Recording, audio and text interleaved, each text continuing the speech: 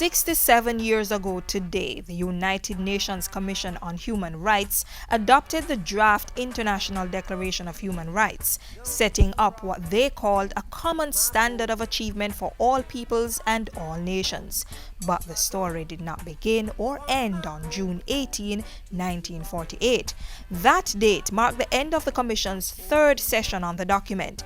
It represented the first part of a Bill of Human Rights that the 18-member Commission had been working on for more than 2 years, and the June vote was not without opposition. But it would be further refined and later presented to the UN General Assembly for final approval. As a British colony, Jamaica was not a member of the UN when the General Assembly adopted the Universal Declaration of Human Rights on December 10, 1948.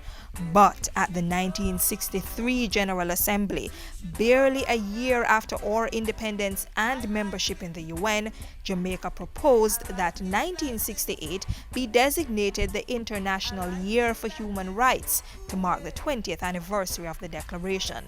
The proposal was accepted, and so began a long and rich tradition of Jamaica's outstanding role in the United Nations.